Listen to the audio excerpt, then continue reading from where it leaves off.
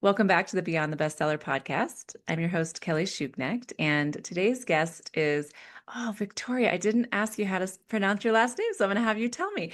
I'm going to guess it first, actually. I like it when people do this with my name. So, Victoria Pelletier. Pelletier? Very close. Pelletier. Yeah. Pelletier. Okay. You don't say the E in the middle. Pelletier. Okay. Author of a couple books, but we're going to talk about Influence Unleashed. Welcome, Victoria, and I would love it if you would start us out by telling us more about your book. Yeah, happy to. So I'm very happy to be here, Kelly. Thank you very much. Influence Unleashed is a book that I published, I should say, in early 2024. And it's a result of having been heavily focused for the last 20 plus years around building a strong personal brand. I came at it from, shifting out of like banking, which is where I worked through university, into the world of B2B. And so trying to create differentiation for my team, for myself. And so although I don't know I had the vernacular 25 years ago when I started this journey, I Yeah. certainly did and evolved to, at one point when I worked for IBM, being ranked as the #1 social seller worldwide. And it's a combination of things around strength of brand, your network, your engagement, all of those things. And IBM had asked me to help other executives build their brands, their thought leadership. And so Influence Unleashed was really a culmination of having started doing much more education in that space and seeing people getting it wrong. And so I decided to write the book. Okay. Love this. So many things to talk about because my whole business is built around thought leadership and thought leadership marketing. Sometimes I will say thought leadership. I notice other people will refer to personal branding. I kind of will interchange them or, in my mind, it's like they're two different things, but we can kind of talk about them the same. But I'm curious because you also mentioned thought leadership. So I wonder if you could define how you differentiate personal branding versus thought leadership. So I agree with you, Kelly. They are different, but I do think they're very intrinsically Yeah. connected, depending on role and depending on the goals and objectives that you have for yourself. Thought leadership I connect it to one part of personal branding, which is around your subject matter expertise or your eminence. What do you want to be known for? In whatever that is. And so, I'm in the world of technology and technology consulting. So are you a data and AI expert? Great. Then writing a thought leadership piece is something connected to that and what you do versus your personal brand, which is a much, much bigger component, multiple elements that you need to think about. And to be successful with building a strong brand, I think you need to be doing some thought leadership connected to the what you do, what you want to be known for. Yeah, love it. That's a great ex I'm gonna clip that and use that when people ask me because I do get that question. So I'm like, I mean, yeah, I use them interchangeably, but I also, it's like depending on my audience, kind of which direction I go with what I'm talking about. You mentioned that people get it wrong. So I'm curious, what are some of the things that you've seen people do wrong when it comes to personal branding? Ugh. Well, first of all, I have to tell people you are more than your job title and or who you do it for, the company you work for. And so where I see people get it wrong is in particular, let's just talk LinkedIn. So I'm, from a business standpoint, where all they do is promote company content, share company content. Usually it's related to the part that they manage or the subject matter expertise they have, but they come across as just salespeople. And, I all Mm, remind people that people do business with people they like and they trust. Therefore, they want to do business with. And credibility is a part of that in the trust factor. And so being able to be a thought leader in that space builds trust, builds credibility. But without talking about who you are as a whole human, the other aspects that make you you, that's where they get it wrong. So this singular focus on subject matter expertise and the company and how they produce content and how they engage is the biggest way in which I see people getting it wrong. love that. Love that explanation. Yeah, I used to work in a company that, companies will have like Sprout Social or Clearview Social, a platform where they can put content in there and then people in the company can go and share it. And it's great. I mean, it's a great way to get people sharing content that, the company wants to put out there, and, just engage with their followers, but sharing company news and things like that. I mean, it's a great tool, but if all they're doing is pushing the button, they're not really engaging with people, and they're not, and it's becoming this kind of platform to just share company news and things like that, and not really share any of their own thoughts or things like that. So I'm not against that kind of platform, but if you really want to start building a personal brand, you have to really have your own, kind of your own, you have to your own presence, right? Like your own, I want to say go to market, like your strategy around how you want to connect with people, and present yourself to the world. I talk about this a lot in things that I do. I actually just gave a talk this past weekend to a group of women who are kind of small business owners, and I'm curious if you have kind of guidance that you would give somebody. So somebody who is an executive or a small business owner that wants to start building their personal brand. Where do you tell people to start? So I think you need to be incredibly intentional around how you want to show up. I have a phrase I use quite frequently for many things, but strategic intentionality. So I'd say in telling people, like, start with what do you want to be known for? And what are your goals and objectives connected, to that? And so then planning out and maybe even doing an audit of how you're perceived, right? Your perception in the eye of the beholder, perhaps perception's reality, that kind of thing. And so I'd say start with what do you want to be known for? Then, like, what are the goals and objectives that you have? Is it to be hired? Is it to have people, if you're trying to hire people, you want them to be attracted to you? Are you trying to sell something beyond yourself? Are you selling products, services, those kinds of, so be clear on like the goals, and then build the strategy around that. Like, spend time curating the narrative. You're in control of your personal brand. So curate the narrative of how you want to show up across the multi dimensions, of which the subject matter expertise is only one part of that. Yeah, uh, that's so great. So I feel like I became the kind of thought leader around personal branding totally accidentally, and I did what you said. I did part of what you said. When I was an employee in a company, I just felt this need to start developing content. Like I've just always been a social media person. I've loved learning the different platforms and kind of what works. And, I've coached people around how to use them just because I just naturally had that interest, I think. And so a couple years ago, again, I was an employee in a company.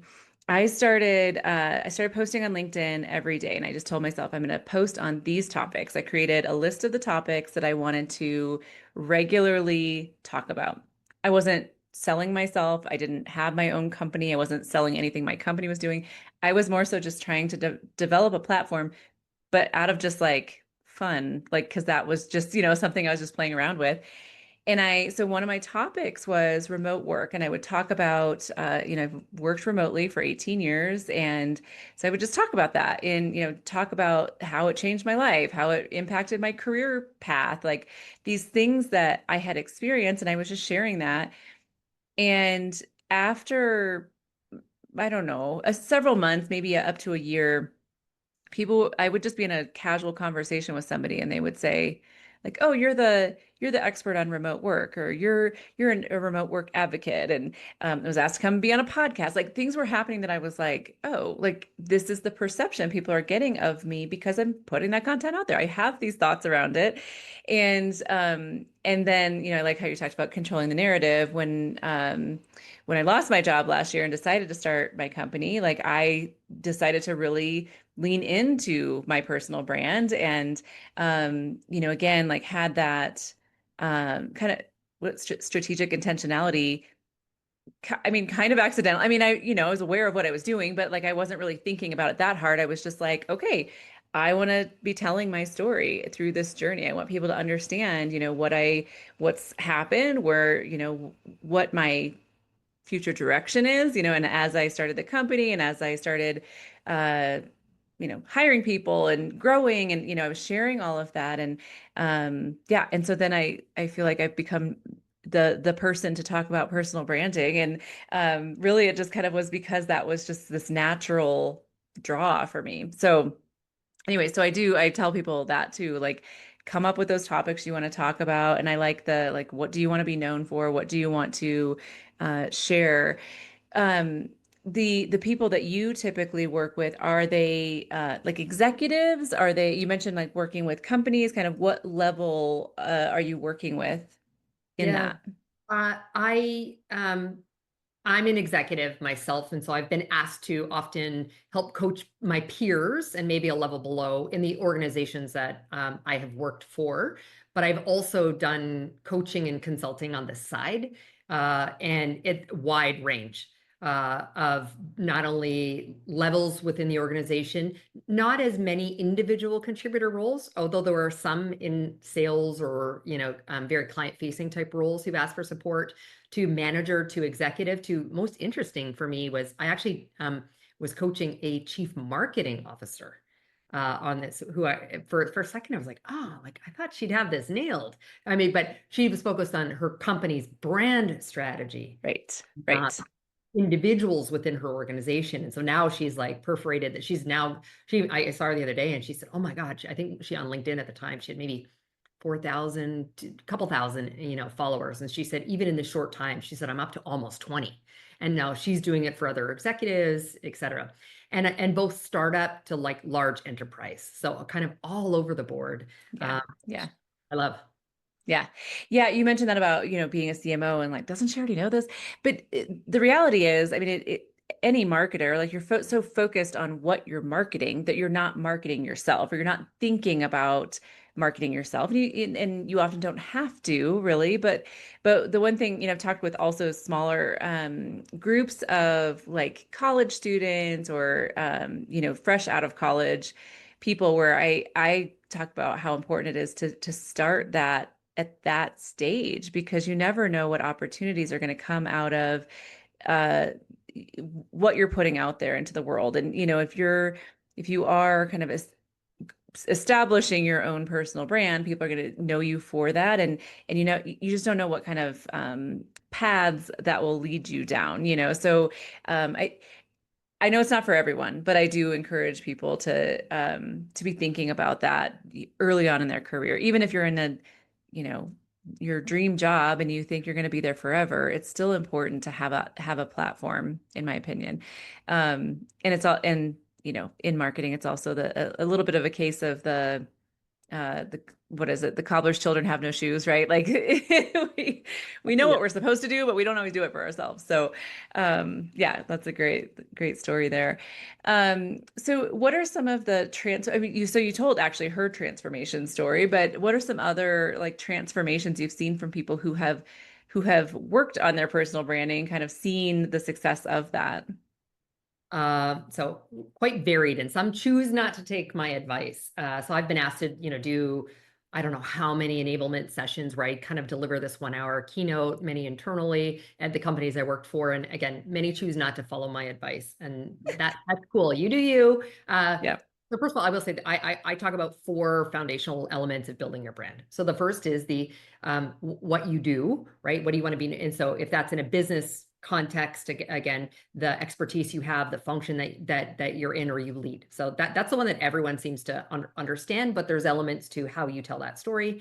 But the next is what makes you you, like who are you as a human? What experiences have you had that contribute to who you are and how you show up?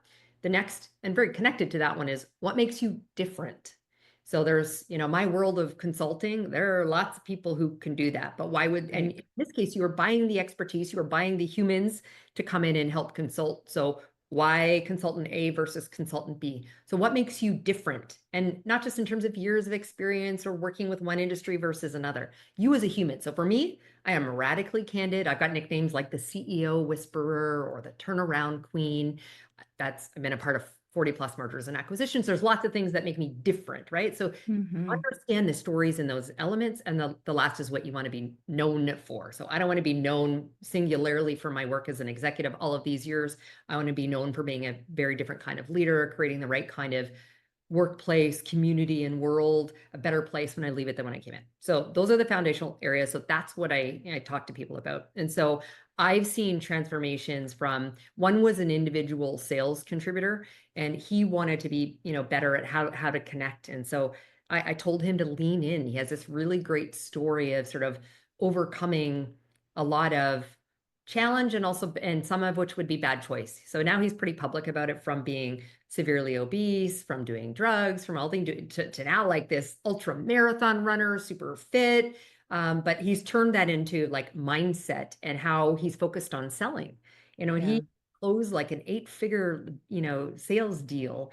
And so just talking about this, that, he was like, but should I say that? To some extent, there's a bit of shame that comes around it. So now he's got this incredible following. He's now been recruited out of the organization that he was in to be like the chief growth officer for a startup, and leveraging all of the skills that he had in a big corporate entity. And so I've seen, that kind of experience too, being recruited. So there's many people who have turned to me in a time where, as you said, Kelly, there's some people who come into jobs and they're like, I'm just going to be here forever. And they don't anticipate that you need to build your network and build your brand in the times when you don't need it. So it's there for you when you do. And Yeah. so seeing success just in terms of people being found, or knowing that someone that like you around remote work or whatever, they just know, they're like, this person kept coming up in my feed. So whether it's to be hired as a public speaker or to be recruited to an organization, I've seen that second one happen time and time again, for those who are building Yep. and have built a very strong brand. Yep. Yep. Love that. Yeah, I also, part of my stories, I talk about working with a 60-year-old man who wanted to become known for something before he retired. And he didn't have much of a presence online, so I came in and helped him kind of we already knew what he wanted to become known for, but then I helped him create that platform online, and all the things that we did to really help him stand out and become known. And one of those things included having a book. As you know, having a book really helps establish your credibility when you're going out and speaking and doing interviews and things. And so we got him that book, and after about a year, he was going to events, and people were saying, "Oh, you're the guy with the book." Like, they were recognizing him because he had a book that spoke directly to his audience on the topic that he wanted to become known for, and they were associating him with that.